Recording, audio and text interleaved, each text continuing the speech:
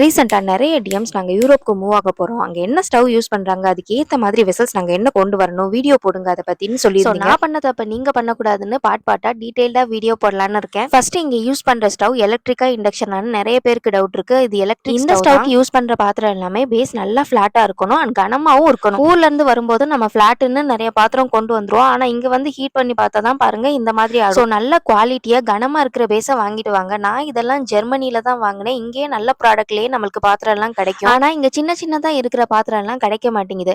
So நீங்க தாளிப்பு கரண்டி அண்ட் சின்னதா நம்மளுக்கு ஏதாவது ரீஹீட் பண்ணணும்னா அதெல்லாம் ஊர்ல இருந்து கொண்டு வந்துருங்க. ஆனா அதுக்கும் பேஸ் ஃபிளாட்டா தான் இருக்கணும். நெக்ஸ்ட் இந்த மாதிரி கரண்டி குழம்பு சாம்பார் ரசத்துக்கு எல்லாம் போடுவோம் இல்லையா, அதெல்லாம் இங்க இருக்காது. அதெல்லாம் ஊர்ல இருந்து கொண்டு வந்துருங்க. இது ஜெர்மனில வாங்கினது. இந்த மாதிரி பெரிய கரண்டி தான் இங்க இருக்கும். ஜெர்மனில விதவிதமா கப் இருக்கும். ஆனா டம்ளர் வேணும்னா நீங்க கொண்டு வந்துருங்க. அதே மாதிரி செராமிக் பிளேட்ஸ் இங்க நிறைய கிடைக்கும். ஆனா சில்வர் பிளேட் வேணும்னா கொண்டு வந்துருங்க. அண்ட் நெக்ஸ்ட் குக்கர் ரொம்ப இம்பார்ட்டன்ட். என்கிட்ட ஜெர்மன் குக்கரும் இருக்கு, இந்தியன் குக்கரும் இருக்கு. ரெண்டுக்குமே என்ன டிஃபரன்ஸ், என்ன நல்லா இருக்கு அப்படிங்கறத நான் நெக்ஸ்ட் வீடியோல சொல்றேன். மறக்காம ஃபாலோ பண்ணிக்கோங்க.